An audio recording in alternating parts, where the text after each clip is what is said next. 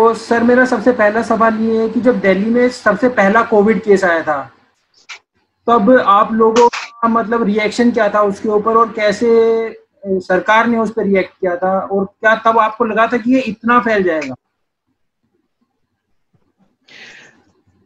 देखिए, लगभग अगर वैसे आप देखें तो फरवरी मार्च के आसपास में पहला केस जो है वो दिल्ली में आया था। तो उस टाइम इस वायरस की इतनी जानकारी हमें नहीं थी, किस प्रकार से ये वायरस फैलेगा या किस प्रकार से रिएक्ट करेगा। लेकिन जिन देशों में ऑलरेडी इस वायरस से काफी प्रॉब्लम हुई, काफी जाने भी गई, तो वहां से जो कुछ हमने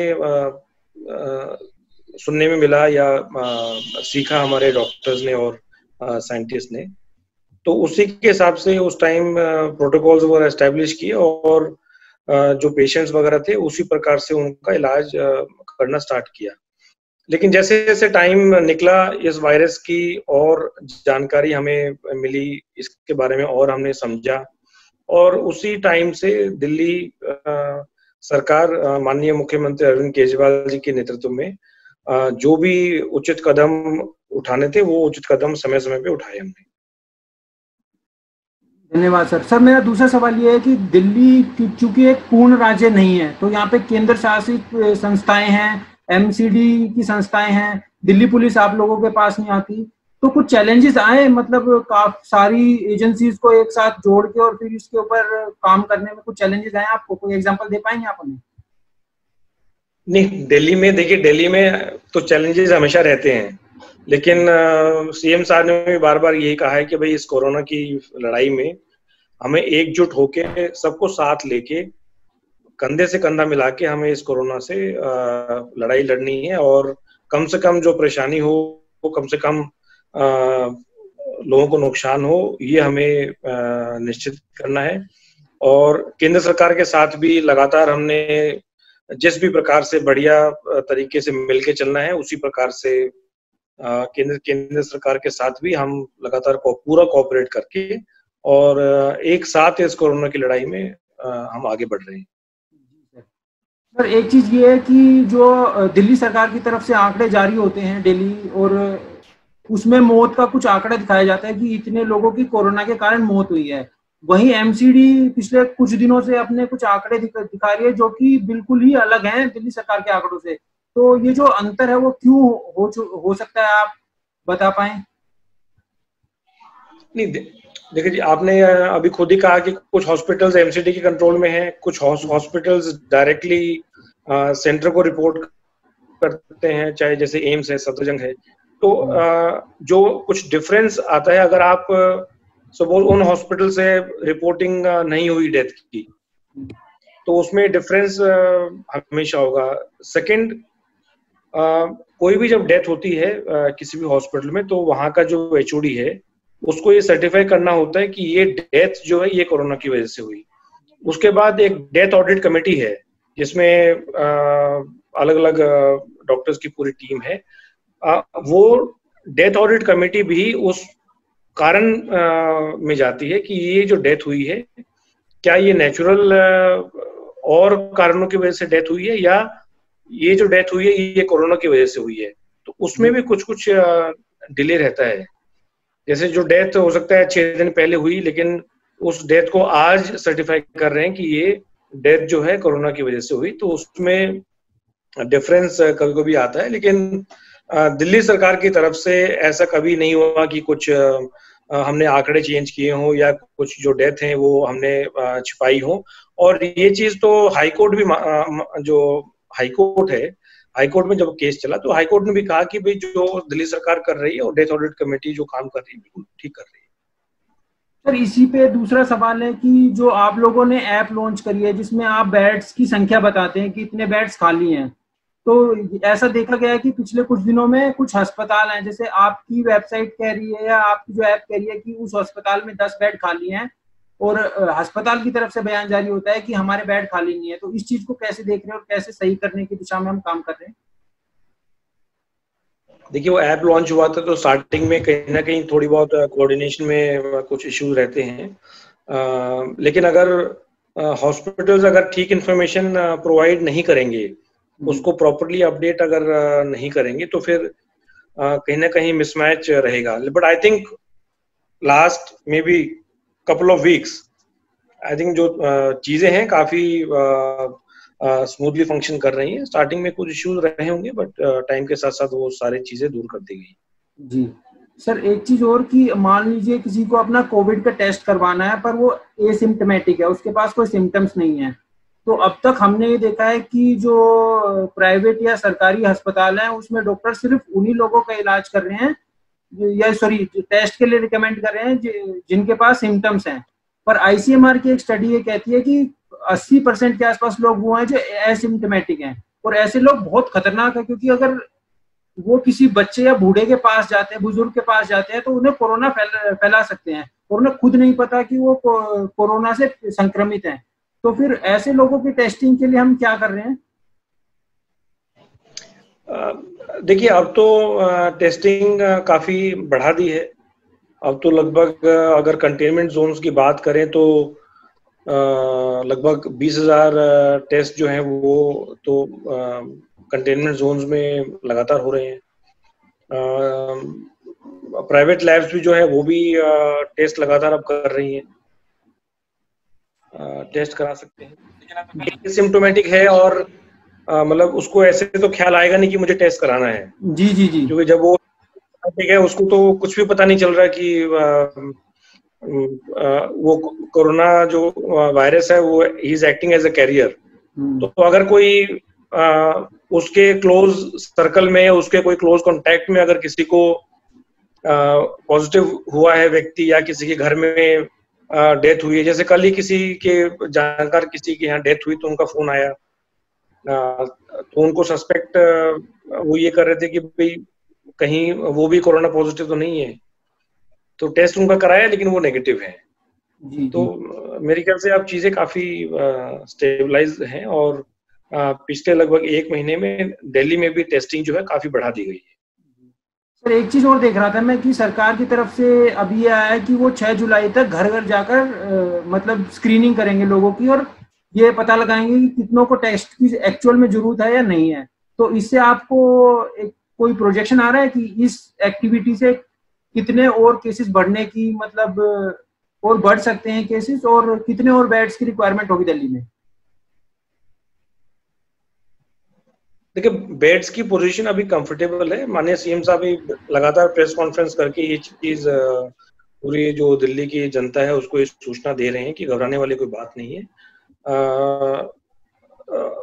जैसे जो हमारे कंटेनमेंट जोन्स हैं उसमें लगभग जितनी भी टेस्टिंग हो रही है उसका लगभग 10% के आसपास पॉजिटिव मिल रहे हैं. लेकिन वो सपोज 10,000 का टेस्ट हुआ तो 10% आप अगर 1000 लगाएं तो 1000 जो व्यक्ति हैं वो पॉजिटिव मिले. लेकिन ऐसा नहीं है कि वो सारे 1000 जो हैं वो उनको हॉस्पिटल में भर्ती करने की आवश्यकता है. उस 1000 में से एक बहुत छोटी परसेंटेज है जो कि हॉस्पिटल में भर्ती करने की आवश्यकता है.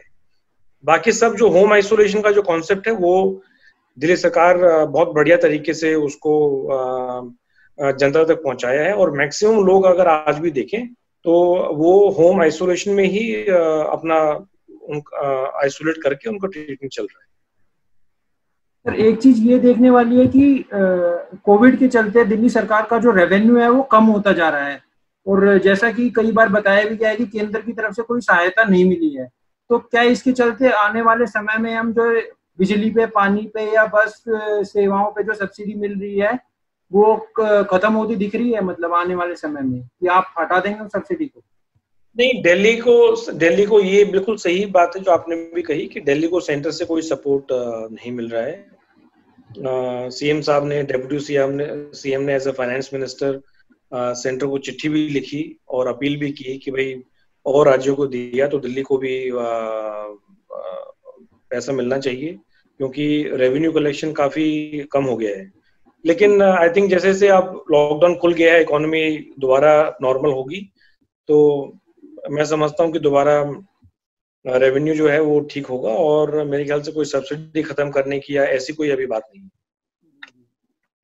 सर, इसमें ही एक चीज है कि जब से लॉकडाउन हुआ है, जब से बिजली के जो मीटर्स हैं उसकी रीडिंग नहीं हो पा रही है, तो फिर बिजली कंपनियां एक प्रोविजनल बिल जनरेट करती हैं।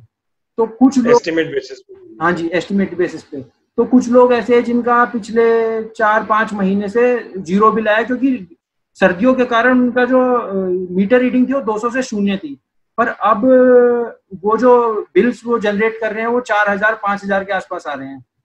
तो दिल्ली सरकार मतलब इसमें क्या कदम उठा रही है कि ये कैसे सुनिश्चित करेंगे कि जितने का बिल आ रहा है क्या उतनी सब्सिडी, यानी सॉरी, क्या उतनी बिजली इस्तेमाल हुई है। और दूसरी चीज ये कि जिन लोगों की नौकरियां चली गई हैं और अभी एक्चुअल अमाउंट तो है नहीं, है प्रोविजनल अमाउंट है कि 5,000 का बिल भेज दिया, तो फिर वो कैसे भरेंगे सर इस बिल को, मतलब अगर हम देखें तो। नहीं देखिए, उसमें जैसे अभी तो लॉकडाउन खुल गया है जी। तो जो भी प्रोविजनल बिल कहें या एस्टिमेट बेसिस पे कहें, वो सारे एक्चुअल बिल्स में कन्वर्ट हो जाएंगे। और जहां तक मुझे सूचना है, ऐसा बिल नहीं दिया तो कोई बिजली विभाग से कनेक्शन काटने के लिए या ऐसा किसी प्रकार से कोई परेशान नहीं कर रहे हैं। तो आई थिंक अगले कुछ दिनों में ये सारी चीजें नॉर्मल हो जाएंगी और किसी व्यक्ति को कोई दिक्कत मेरे ख्याल से नहीं होगी। आप दिल्ली में ब्रेक इवन पॉइंट पे कब पहुंचने की सोच रहे हैं कि उसके बाद केसेस बढ़ेंगे नहीं, अब कम ही होंगे? नहीं, ऐसा कहना मुश्किल है, क्योंकि वायरस जो है ये अलग अलग तरीके से रिएक्ट कर रहा है। और जो डॉक्टर्स और साइंटिस्ट ने जो रिपोर्ट पेश की है, तो जुलाई में तो अभी यही कहा है कि भाई केस बढ़ेंगे। तो एक बार देखते हैं जुलाई कैसे निकलता है, उसके बाद ही कुछ कह पाएंगे। और सर जो कोविड के चलते जो लोग अपने गांव में पलायन कर गए, उनको वापस बुलाने के लिए या उनको दिल्ली में दोबारा वही नौकरी मिले या उसी प्रकार की नौकरियां मिले, उसके लिए सरकार कुछ सुनिश्चित कर रही है? नहीं, हमने तो उस टाइम भी हाथ जोड़ के सबसे निवेदन किया था कि भाई आप लोग मत जाएं, यहाँ दिल्ली में हर चीज की ठीक ठाक व्यवस्था की गई है। लाखों लोगों को राशन, पका हुआ खाना, जो किट्स हैं वो दी गई। तो हमने तो और अलग अलग शेल्टर होम्स, रिलीफ सेंटर्स बनाए दिल्ली सरकार ने। और सीएम साहब ने भी लगातार अपील की थी भी आपको किसी को भी जाने की जरूरत नहीं है। लेकिन मैं समझता हूँ कि उनके जितने भी प्रवासी हैं, स्पेशली जो हमारे मजदूर भाई हैं, उनके मन में था कि भाई एक बार हम अपने अपने घर चले जाएं, क्योंकि शायद उनको अपनी चिंता जो उनके परिवार वाले हैं या उनकी फैमिली है, माता पिता है, उनकी भी थी कि वहां पे क्या हो रहा है। लेकिन आप जो कह रहे हैं कि अब ये भी सुनने में आ रहा है कि वहां भी कोई उस प्रकार से कोई इंतजाम नहीं है, ना नौकरी है, ना उनको काम मिल रहा है। तो मैं समझता हूँ कुछ टाइम के बाद लोग बाग दोबारा आना स्टार्ट करेंगे, और जैसे जैसे वो करेंगे स्टार्ट आना, उसी प्रकार से इकोनॉमी भी दोबारा अपने जो एक नॉर्मल रूटीन है उस पे आएगी।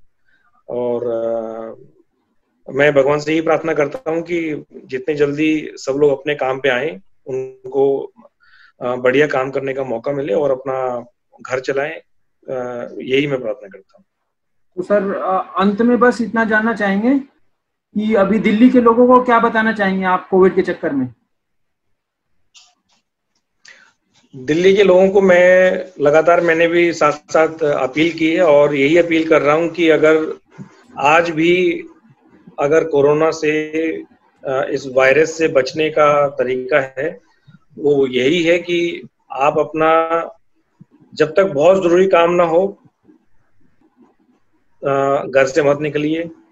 जो पूरे सेफ्टी प्रोटोकॉल्स हैं, चाहे वो मास्क पहनना है, फ्रीक्वेंटली हाथ धोना है, क्राउडेड जगह पे मत जाइए, ये बेस्ट तरीका है। और अगर भगवान न करे अगर आपको कोरोना हो जाता है, आप कोविड पॉजिटिव निकलते हैं, तो और अगर आपकी तबीयत बहुत खराब नहीं है, अपने घर पे रह के होम आइसोलेशन कीजिए, होम क्वारंटाइन कीजिए। और घबराने वाली कोई बात नहीं है। जितने अभी भी अगर देखें तो आई थिंक आज के दिन या कल के जो आंकड़े हैं, 27,000 केसेस एक्टिव हैं दिल्ली में, और लगभग 52,000 के आसपास जो हैं वो ठीक होके अपने घर जा चुके हैं। तो ऐसे घबराने वाली कोई बात नहीं है, लेकिन पूरी सावधानी हमें बरतनी चाहिए। उसी में हम सबकी सेफ्टी है। और भगवान से यही प्रार्थना करूंगा कि हम जल्दी वापस अपने अपने नॉर्मल रूटीन पे आए, और एकजुट होके इस कोरोना की जो ये लड़ाई है, इसमें हम अपना पूरे हौसले के साथ कंधे से कंधा मिला के हम इसकी मुकाबला करें। हमारे साथ जुड़ने के लिए धन्यवाद सर, आपने अपना समय निकाला, उसके लिए बहुत आभारी हैं सर हम। थैंक यू मंदी, थैंक यू।